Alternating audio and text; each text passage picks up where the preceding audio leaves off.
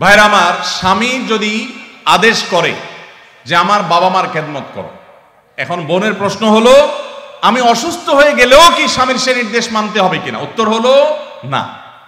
যদি এই পর্যায়ের হয় যে আপনি শ্বশুর শাশুড়ির সেবা করতে গিয়ে আপনি সুস্থ না থাকেন, এই পর্যায়ের আপনার সেবার প্রশ্ন আসে, তো আপনি নিজেকে অসুস্থ করে ফেলে তারপরও শ্বশুর শাশুড়ির খেদমত করতে হবে, এত কঠিন নির্দেশ ইসলাম আপনাকে দেয় নাই। তবে এ জাতীয় ইস্যুতে আমি অনুরোধ করব, কোনো ভালো বিচক্ষণ বিদগ্ধ আলেমের কাছে দেখা করে উভয়ের পরিস্থিতি পর্যালোচনা করে অ্যাসেসমেন্ট করিয়ে তারপর সমাধান নেওয়ার চেষ্টা করবেন। কারণ এখানে আপনার কাছে যেটাকে মনে হচ্ছে বাড়াবাড়ি, আদতে সেটা খুব নরমাল বিষয় হতে পারে। এই জন্য তৃতীয় পক্ষের কারোর সহযোগিতা নিলে সেটা সবচেয়ে ভালো হয়। এই প্রশ্নোত্তরের সংক্ষিপ্ত সেশনে আমরা অল্প কথা উত্তর দিয়ে গেলে আপনার ভুল বোঝার সম্ভাবনা আছে। সেজন্য কোনো দক্ষ আলেমের কাছে, বিচক্ষণ ইমাম সাহেবের কাছে গিয়ে দুজন মিলে তারপরে পুরো অবস্থা জানাবেন।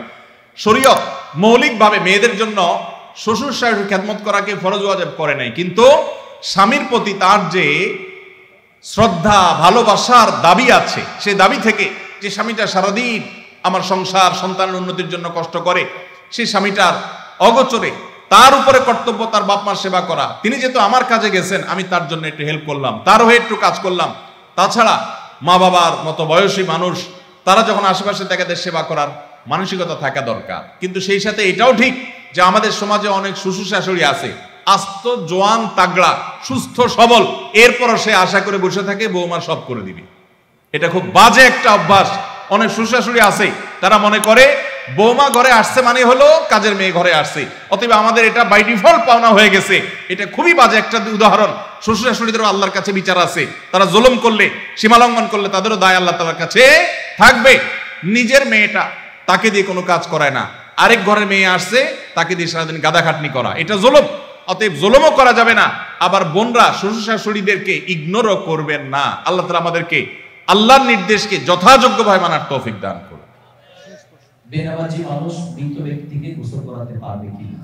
মৃত ব্যক্তিকে বেনামাজি গোসল করাইলে গোসল হয়ে যাবে, কোনো অসুবিধা হবে না। তবে সন্দেহাতীতভাবে এটা মুসলমানদের কর্তব্য। কোন এলাকাতে কেউ মারা গেলে যারা দিনদার মুসলমান তারা তাকে কবরস্থ করবে এবং তার দাফন কাফনের ব্যবস্থা করবে। কোনো বেনামাজি করলেও আদায় হয়ে যাবে ফরজটা সবার পক্ষ থেকে ইনশাআল্লাহ। বিভিন্ন অ্যাপ ব্যবহার করার কারণে পয়েন্ট দেওয়া হয়ে থাকে, এসব পয়েন্ট ব্যবহার করে বিভিন্ন অফার নেওয়া যায় হবে কিনা? ভাইরা আমার, যদি কোনো অ্যাপস ইউজ করলে আপনাকে পয়েন্ট দেয়, সেই পয়েন্ট আপনি এক্সচেঞ্জ করে কোনো সুবিধা নেন, কোনো টাকা পয়সা পান, এটা জায়েজ হবে এই শর্তে যে সেই অ্যাপটা যদি হারাম কিছু না হয়, সেটা ব্যবহার করলে যদি কোনো গুনাহের কাজ না হয়, তাহলে আপনি এটা করতে পারেন। আজকাল অনেক জুয়ার অ্যাপস বের হয়েছে, অনেক হারাম অ্যাপস আছে, সেগুলো এ ধরনের অফার দিয়ে থাকে। সেগুলো অ্যাপস ব্যবহার করাটাই ইটসেলফ একটা হারাম কাজ। অতএব সেখান থেকে পয়েন্ট নিয়ে উপার্জন করলে সেটা হারামই হবে। অতএব আপনি কোন অ্যাপস ব্যবহার করছেন আর কি পয়েন্ট দিচ্ছে আপনাকে, সেটা হলো দেখার বিষয়। বাথরুমে ওযু করার বিধান কি?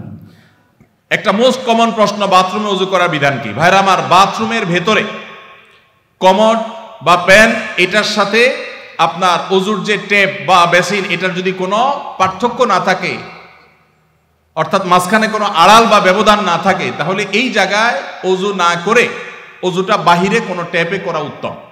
কেন? কারণ ওযুর একটা গুরুত্বপূর্ণ সুন্নাহ হলো বিসমিল্লাহ পাঠ করা। টয়লেটের মধ্যে বিসমিল্লাহ পাঠ করাটা মাকরুহ। টয়লেটে বিসমিল্লাহ পাঠ করা কি মাকরুহ? যেহেতু মাকরুহ, অতএব হয় আপনি বিসমিল্লাহ ছাড়া ওযু করবেন, তাহলে ওযুটা একটু ত্রুটিপূর্ণ হলো, আর না হলে বিসমিল্লাহ জোরে পড়বেন, তাহলে আপনি মাকরুহ করলেন। এই জন্য বাথরুমের বাইরে বিসমিল্লাহ পড়ে ওযু করবেন। পাও ধোয়াটা বেসিনে ধোয়ার ব্যবস্থা নাই, ভেতরে যায় ধুলেন, ব্যাস, তাহলে হয়ে গেল। আর যদি বাহিরে কোনো বেসিন না থাকে, কোনো টেপ না থাকে, তাহলে টয়লেটের ভিতরেই ওযু করতে পারবেন, কিন্তু বিসমিল্লাহটা মনে মনে বলবেন। আর যদি নিজের বাসা হয়, তাহলে সেক্ষেত্রে মাঝখানে পার্টিশন দিয়ে দিলেন কমোড এবং ওযুর, অথবা আজকাল প্লাস্টিকের পর্দা পাওয়া যায়, সেগুলো দিয়ে দিলেন, তাহলে ইনশাআল্লাহ আপনার সেখানে বিসমিল্লাহ বলতে কোনো অসুবিধা নাই। টয়লেটের ভিতরে দিকেও ওযু করে, ওযু হয়ে যাবে, নামাজও হয়ে যাবে, কিন্তু উত্তম হলো বাহিরে করা। জি।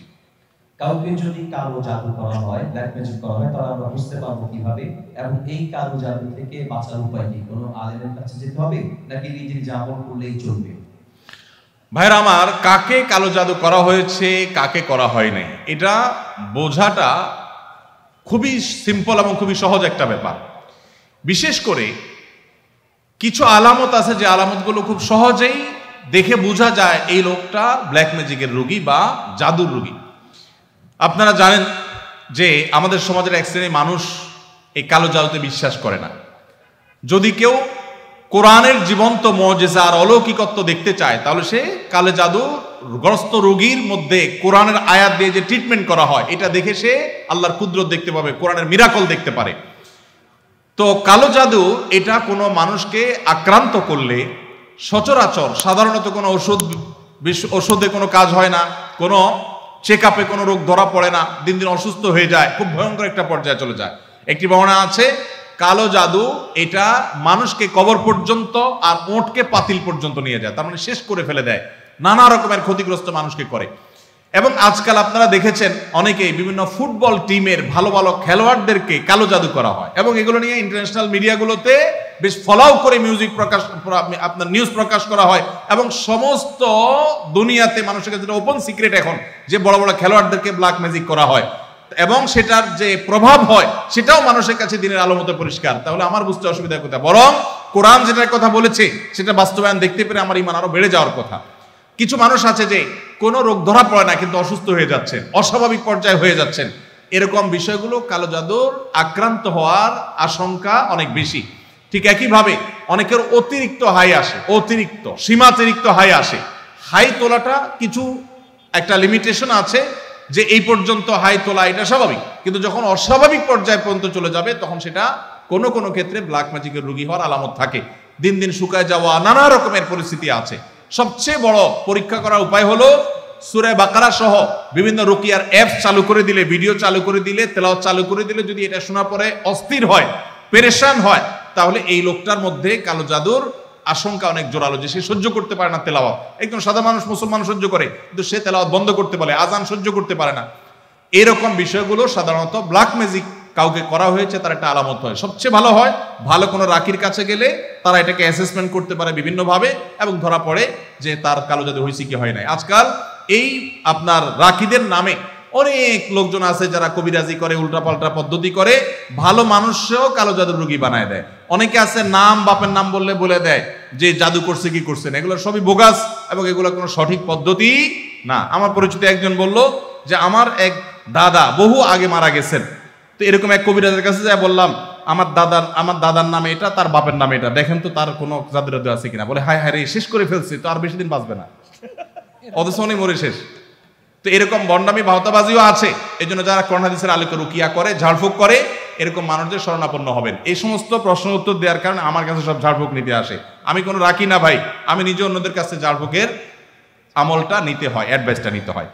ভাইরা আমার মনে হয় শেষ করা দরকার নাকি? আচ্ছা শেষটা বলেন।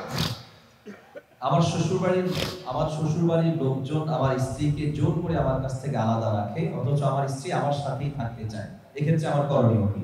আপনার